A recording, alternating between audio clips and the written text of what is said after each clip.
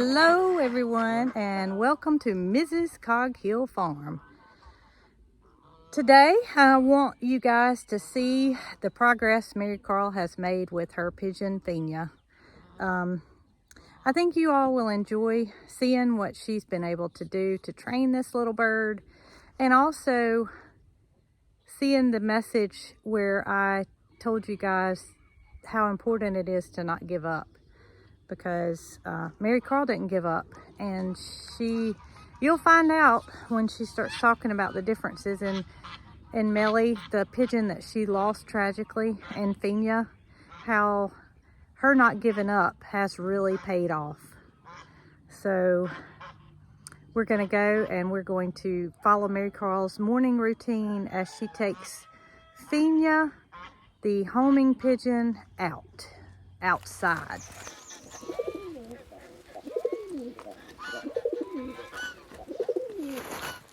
Do y'all see this little scooter? It's a little electric scooter. Well, its name is Betty. And Betty has become Marycarl's pigeon transport. And I'm going to show you what I'm talking about in just a minute. Good morning, Marycarl and Fina. Uh-oh, it's just a natural part of a bird's life. All right, so Gidget's going to bark, but you show us how you ride Fina. Go, Betty. All right, so off they go. And this is the routine for every day. Is Marycarl drives Fina over to the other side of the property where it's wide open. And the reason she does that is because she can visibly see if there's a hawk nearby. All right, so you got seeds and you want to go fly her, right? Right. I'll meet you over there. Okay. And this is in no way dangerous for the bird because she can fly. She has the ability to escape if anything were to happen, so don't feel like this is a threat to the pigeon at all. Marycarl knows what she's doing. And we're to the most open part of our farm, which is wide open. There are some trees off in the distance, but for the most part it's just a wide open area. And this is where Marycarl brings her to fly her every morning, and I want y'all to see what a good job this little bird does. And this little girl.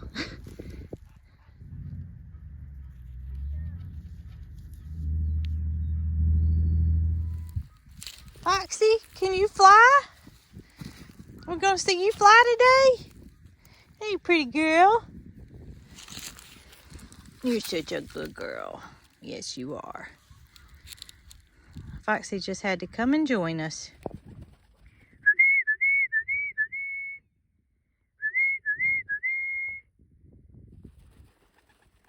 girl. Good girl. Look at you. Well, she's a lot more aware of her surroundings than Melly was too, isn't she? She is. Melly never met a stranger. Right. She was not scared of anything. And wasn't even aware of predators. But you say that Fina, She sees a bee, she's terrified. so she knows that there are things that will in turn, I mean, you can see her head turning. Right. She knows that there's danger out there. And she is putting her instincts to the test by doing a good look around before she takes any flight. That vulture way over there. And Melly had a tendency to want to, off. well, take off, but also take off and land in a tree, and you might take 30 minutes to get her back down. She sat in the tree for an hour once. And this bird is never gone out of your sight. Right. She doesn't really like to be away from me. Not to say it couldn't happen, because we know it can happen in an instant, but she is more attached to you. Right. And I'm even wondering if Melly was a man. You're pretty sure this is a female though, right? Yeah. I'd have to say this one's definitely a female. But you're starting to think that Melly may have been a male as well, right? Yeah, because this one, she's even smaller than Melly, and I thought that Melly was little. So, you know, we never had Melly DNA tested. Marycarl kind of goes by a male and a female being hatched. Right, and typically with this pair, so the father in this pair is a blue bar like this one, and mother's white. So the male babies are going to be white, and the females are going to be blues. So that's good indication of the Right. sex from the, well, not from birth, because all pigeon babies are born white, correct? They all look the same. They all look the same. And then how old are they when they start getting their feathers? You can start telling if they're going to be dark or light when they're around 7 days old, and then when they're around 2 weeks old, you'll tell what color. So you wanted to work with the female versus a male, right? Yeah, and also for a reason, because she is natural blue bar color, even though she's got pied wings. Still, that's okay. Huh. That's interesting. Because this is the natural color of a rock dove. And what's the difference in a rock dove and a pigeon? A rock dove is like the original pigeon. That's where all ferals and domesticated pigeons were derived from. So if there is an advantage, her color is an advantage being in the wild because she's not so standoutish versus a white bird. Right. So, for example, a white homer definitely has a higher chance of being attacked by something than a blue. And we have talked to Jamie and Lester over at I'm a Survivor, and they have a little bird that has showed up at their farm this past week. White high flyer. And you think it's high flyer. a white high flyer is what Marycarl thinks. And she says most of the time when those birds don't return home, what happens? Typically, their owners don't want them back because they are then considered a bad bird. So if they don't come home, then they're a bad bird. Most breeders do not want them back. Right. So that's why you think that bird ended up there, is she got lost or he got lost. Exactly. And you want to see if she'll do one last fly? Yep. I usually hold her on my hand like this, so it's more of a boost so she can fly. And that's okay. She's not wanting to fly anymore. She gets rewarded for coming back to me. She gets that's rewarded. Her whole goal. Yep. And what do you feed her for her reward? Safflower seeds. Safflower seeds. She also likes, I believe it's soybeans and maple peas, but safflowers are her favorite. Is she smaller than than the rest of your pigeons? She's a small homer. She's She's not an average sized homer. She's very little. Very little. She looks little to me. She's about the size of a Birmingham roller. Okay. So in comparison to Melly, your little pigeon that you lost so tragically, how's she doing? Honestly, I'd say she does better with flying. She does better with flying. She's a little more trustworthy, I'd say. She doesn't want to take off when I'm not with her, or when I don't tell her to take off. She definitely sees you as her owner, and she knows. Well, she wouldn't fly for me, would she? No. She's trying to take off my eyelashes. Fina, you don't need eyelashes. She said she's going to ride on your shoulder. Yeah. Well, is she the only one you plan to do this with? Yeah, I think so. And she does live in the house, in your room. So she's a very special girl that you've done a very special job with learning to free fly. As you can see, she's tame. She's not a wild pigeon. She's very, very, very tame. But you have had her since she was how old? 2 weeks. You pulled her when she was 2 weeks old, Yeah. and that was when the tragedy happened with Melly. And this is actually Melly's full sister. Melly's full sister. Oh, right, Fina. You just love it, don't you? She does. No, you. Oh. Don't Yeah. you just love working with birds and giving them the ability to... I usually bring her out twice a day, even though she only flies in the morning. Yeah. And she loves when you come get her to take her outside. Right, even if she doesn't fly, she just likes doing whatever she's doing right now. I tell you what was amazing to me is yesterday we were outside and you got close to the house. She flies around. She flies back to the porch. Right. So maybe later this afternoon we can see if you can get her to fly back to the porch. That was pretty cool. And then she'll land on my arm again. Does that mean she's ready to go again, or she's ready to go in? I don't know. Well, The porch is her home. Porch is her home.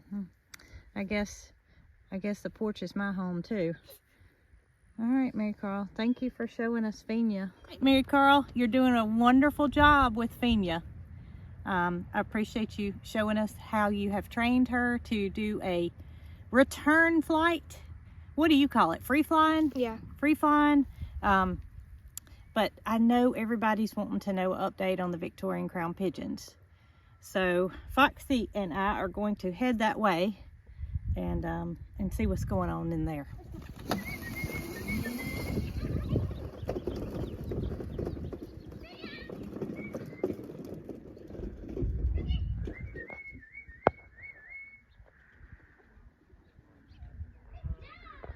All right, if y'all could see that, then you saw Fina.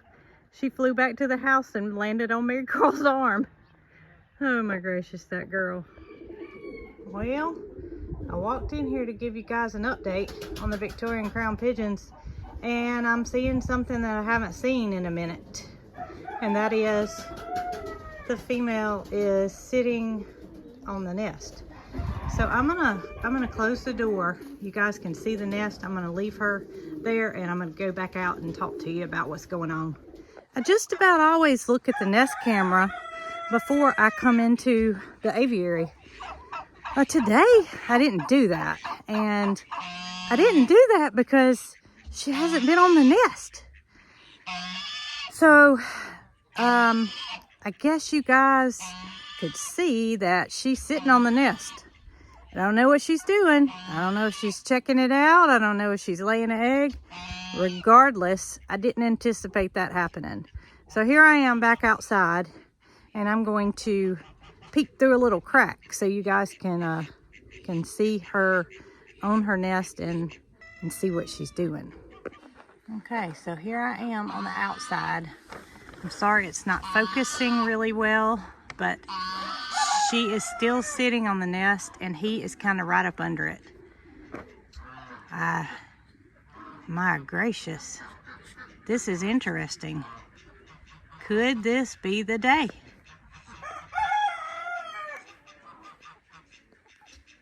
All right, so I'm gonna just let her be and come back a little bit later and see what's happened, because obviously I don't want to disturb her.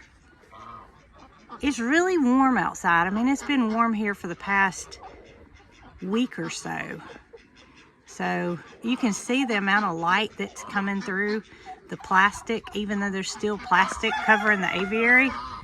You can see that there is ample light in here. And a lot of you guys were concerned that they may not be getting enough sunlight. And there is a place in the aviary over here that the plastic has pulled back some due to some high winds we've had. We haven't covered it up because our temperatures have not been nearly low enough to make that happen. But don't want to take the plastic off just yet, because we usually have another freeze in Alabama sometime in April. Of course, we're just now in March, so I don't want to take that plastic off and have to redo it. So I'm going to leave the plastic on, and I'm going to leave that little spot open, and you can see there's plenty of sunlight. So, oh my gracious, this would be awesome if she is indeed laying an egg.